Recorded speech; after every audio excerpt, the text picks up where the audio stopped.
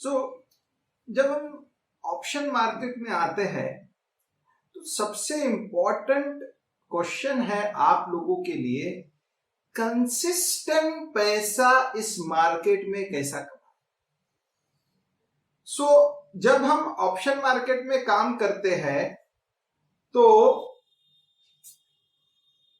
हमें लगता है एक ऑप्शन में बाय कर लूंगा तो मुझे पैसा मिल जाएगा, एक ऑप्शन में सेल कर लूंगा तो मुझे पैसा मिल जाएगा,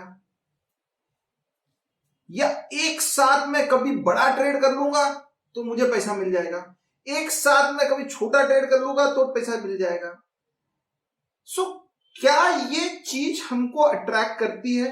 तो ये चीज जब अट्रैक्ट करती है कि मुझे एक दिन में फरारी खरीदना है, ये थॉट जब दिमाग में आता है, इसका मतलब आप आपके इमोशन से कैरी कर रहे हो। अगर आपको सबसे पहला हम लोगों ने इसके लिए, अगर आपको सक्सेसफुली कंसिस्टेंटली पैसा कमाना है, उसके लिए 5 रूल बनाए हैं। तो सबसे पहला जो रूल बनाया है वो है कि आपको छोटा ट्रेड करना है हर बार, ताकि अगर आप वो ट्रेड में गलत भी हो तो आपको अगली अपॉर्चुनिटी मिले, फिर आपको छोटा ट्रेड करना है। ऐसा छोटा छोटा ट्रेड करके आपको पैसा कमाना है। अगर आपने एक साथ ही अमीर बनने की कोशिश कर ली, वो याद है ना आपको सोने के मुर्गी की कहानी, वो बोलता है कसाई कि भैया मैं एक साथ ही सब मुर्गियों को काट लूंगा और सारा सोना निकाल दूंगा। तो होता क्या है, वो मुर्गी मर जाती है, सोना भी गया। वैसा ही ऑप्शन का मार्केट का है, आपने एक साथ पूरा ट्रेड कर लिया और सोचा मैं एक ही दिन में करोड़पति बन जाऊंगा। एक बार कभी थोड़ा सा पैसा आ गया, अगली बार अगर आपको उतना ही पैसा लग गया 2-3 बार, फिर आप कभी मार्केट में नहीं आते हो। तो आपने जो सोने वाली मुर्गी है उसको एक बार में काट लिया, ऐसे पैसा नहीं आता है। रूल नंबर 1 है, आपको आपकी ट्रेडिंग जो है पोजीशन को स्मॉल रखना है। रूल नंबर 2 है, जो स्मॉल पोजीशन भी है ये high probability of success area में ट्रेड करना है, या उसकी कुछ ऐसी स्ट्रेटेजीज बनाना है जिनकी प्रोबेबिलिटी ऑफ सक्सेस जितने की ज्यादा है। मैं जब ये इस पे थोड़ा सा वोलेटिलिटी पे जब इसके नेक्स्ट पार्ट में बताऊंगा तो बताऊंगा कि कैसे आप high probability of success area में आ सकते हो। तीसरा चीज जो बहुत इंपॉर्टेंट है स्पेशली इंडियन स्टॉक मार्केट में, वो है आपको लिक्विड ऑप्शन में ट्रेड करना है। इंडियन स्टॉक मार्केट में स्टॉक निफ्टी और बैंक निफ्टी के स्टॉक्स तो लिक्विड है। अगर आप स्टॉक्स के नाम गिन लो तो गिन के मिलके 5 से 7 स्टॉक मिलेंगे जो लिक्विड स्टॉक्स है। तो ये मेक श्योर करना है। आप बजाज ऑटो में ओटीएम ऑप्शन में ट्रेड करोगे तो मालूम पड़ेगा लिक्विड और इनलिक्विड का बहुत बड़ा प्रॉब्लम है, ग्रासिम में लिक्विडिटी का प्रॉब्लम है, बाटा में लिक्विडिटी का प्रॉब्लम है। तो ये सब जब आप करते हो, ये जब चीजें समझते हो, तो आपको माइंडसेट एकदम क्लियर होना चाहिए भाई लिक्विड स्टॉक कौन से है और ऑप्शन में बहुत जरूरी है। लिक्विड स्टॉक का मतलब होता है कि जिसमें आप लेन देन फास्ट कर सकते हो, उनको लिक्विड स्टॉक बोलते हैं। और इसके बाद में आपकी स्ट्रेटेजी राइट होनी चाहिए, और अगर आपको राइट स्ट्रेटेजी मिल गई उसको ना बार बार जाके चेंज मत करो। आज राइट स्ट्रेटेजी मिली, कल दूसरी राइट, परसों तीसरी राइट। एक वीडियो में हमने इसको बताया था, इसको बोलते हैं शाइनी सिंड्रोम सिम्टम्स। जो अच्छा लगा उसके पास भाग गया। तो वो इसमें क्या होता है कि आप एक स्ट्रेटेजी पे तो मास्टर कर नहीं पाते हो और बार बार आपकी स्ट्रेटेजी पे आप वो करते रहते हो, बाउंस करते रहते हो। और last but the least is, एक स्ट्रेटेजी पे एक समय में महीने में 1 या 2 ट्रेड मत लो, मैक्सिमम नंबर ऑफ ट्रेड लेने की कोशिश करो। ये बहुत इंपॉर्टेंट है, क्योंकि जब आप एक कॉइन टॉस करते हो, सपोज करो ये प्रोबेबिलिटी कितनी है, हेड आएगा कि टेल, सबको मालूम है 50% है। लेकिन अगर मैं पहले 3 ही कॉइन टॉस किया तो क्या हो जाएगा, प्रोबेबिलिटी है मैं तीनों हेड आ जाएंगे। लेकिन जब आप मोर नंबर ऑफ सैंपल्स लेते हो तो आपको मालूम पड़ता है। तो मेक श्योर कि you trade as many times as you can. ये सारा जो कुछ है ये समझाने के लिए मैं आपको अब नेक्स्ट इस पे लेके जाऊंगा जिसमें हम डिटेल एक्सप्लेनेशन करेंगे। हाई प्रोबेबिलिटी ऑफ सक्सेस आपको कैसे मिलता है? देखो, शेयर मार्केट या ऑप्शन मार्केट का ये खासियत है, आप इसमें मैथमेटिक्स थोड़ा समझते हो तो आप बहुत अच्छे से ऑप्शन मार्केट के प्लेयर बन सकते हो। अब कुछ वोलेटिलिटी कंसेप्ट होती है, इम्प्लाइड वोलेटिलिटी कंसेप्ट है, जो आपको नेक्स्ट वीडियो में समझाई जाएगी। आप समझ लो अगर कोई स्टॉक मार्केट का प्राइस 50 रुपए है और उसकी वोलेटिलिटी 20 है, तो वो ये बताता है कि 50 का 20% हुआ 10 पॉइंट, तो 50 से 60 जाएगा या 50 से 40 जाएगा। ये होती है वोलेटिलिटी कंसेप्ट। तो ये जो होता है इसको बोलते हैं 1 स्टैंडर्ड डेविएशन। 2 स्टैंडर्ड डेविएशन मतलब 20 और 20 मतलब डबल द मूव हो जाएगा, और 3 स्टैंडर्ड डेविएशन मतलब 3 टाइम मूव हो जाएगा, 50 प्लस 30, 50 प्लस 20 और 50 प्लस 10। अब ये इसका कैसे यूज लेते हैं?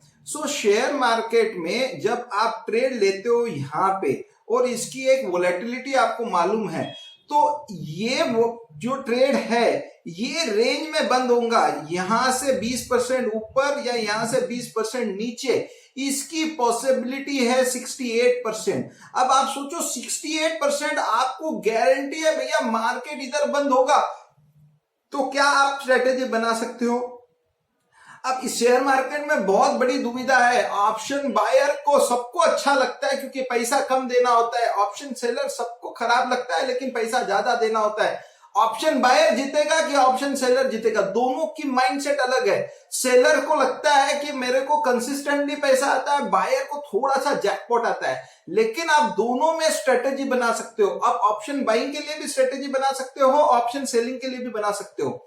जब ऑप्शन सेलिंग की स्ट्रेटेजी बनाते हो तो 68% पॉसिबिलिटी है मार्केट ये रेंज में बंद होगा। मतलब अगर ये आपकी वॉल है ऑप्शन सेल करने की, ऊपर की या नीचे की, तो प्रोबेबिलिटी आपकी 68% सही है।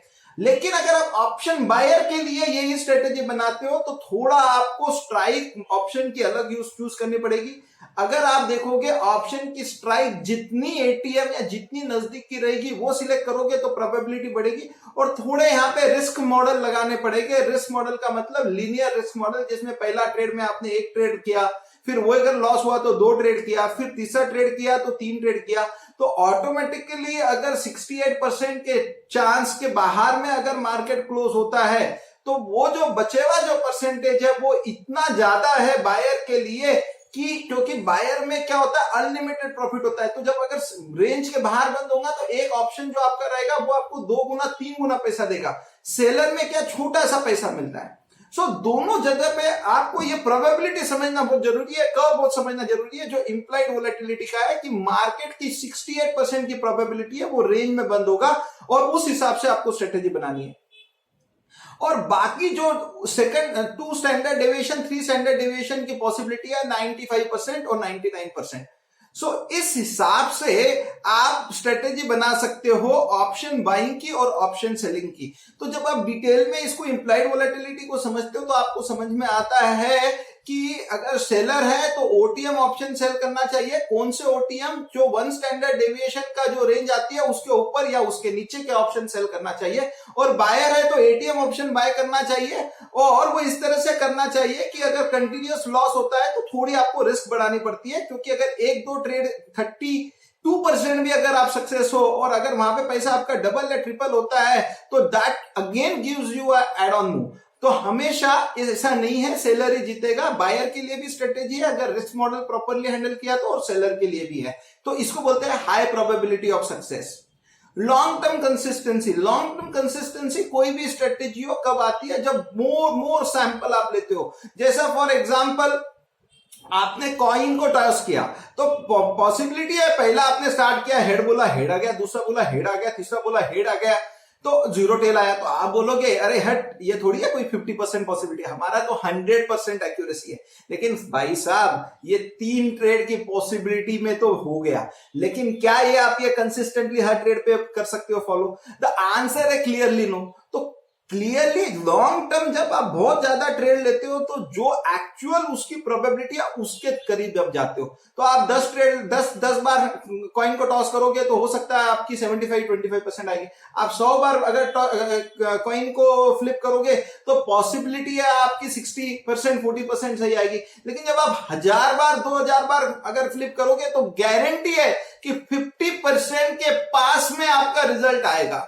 वैसे ही ट्रेडिंग में जब आप कोई स्ट्रेटेजी करते हो तो उसकी जो पॉसिबिलिटी है वो 1 या 2 ट्रेड से नहीं निकाली जाती है, वो लॉन्ग टर्म कंसिस्टेंटली उसको ट्रेड करके निकाली जाती है, जहां पे more than 100 to 1000 sample of trade लिए जाते हैं और फिर उसकी कंसिस्टेंसी निकाली जाती है। तो अगर लॉन्ग टर्म आपको कंसिस्टेंटली प्रॉफिट में रहना है तो आपको एक स्ट्रेटेजी को बार बार करना बहुत जरूरी है।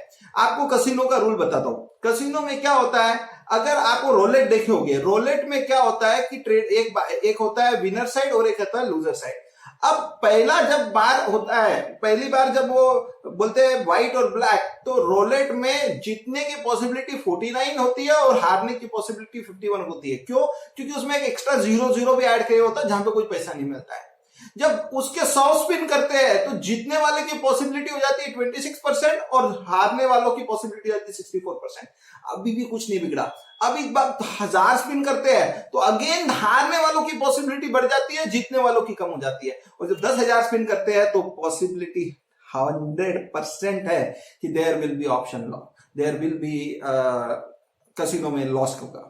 इसके लिए कसिनो वाले चाहते हैं, वो बहुत सारी स्ट्रेटेजी बनाते हैं, आपको है ना बैठाते हैं, बोले कि भैया आप आओ हमारे कसिनो में खेलो, हम आपको फ्री खाना खिलाएंगे, हम आपको कोल्ड ड्रिंक पिलाएंगे। क्योंकि होता क्या है, वो एक्सपीरियंस दे रहे हैं, वो आपको बोल रहे हैं फ्री में भाई तू कोल्ड ड्रिंक पी और तू अपना कसिनो में गेम खेल। तो जितना ज्यादा आप गेम खेलोगे उतनी ज्यादा पॉसिबिलिटी है कसिनो की जीतने की, उनको मालूम है। तो आपको 200-300 का खाना खिला दिया और कसिनो वालों को मालूम है कि एक इसमें वो 50 रुपया लगाएगा, 100 रुपया लगाएगा, 500 रुपया लगाएगा और वो game at the end they make money there. बहुत सी ऐसी स्ट्रेटेजीज होती है जहां पे टेबल लिमिट लगा देते हैं। उनका भी यही रीजन है कि मैक्सिमम टाइम एक प्लेयर वहां पे खेले और जीते और वहां पे टिका रहे तो जाके वो लोग जीत सके। तो वैसा ही ट्रेडिंग में अगर आपको प्रोबेबिलिटी समझ गई तो मैक्सिमम टाइम आपका जो ट्रेडिंग में आपका रिजल्ट्स है, जो आपके रिजल्ट्स है जैसा 68% 32% उधर ही आएगा। तो अब आपको उसके लिए रिस्क मॉडल बनाने हैं।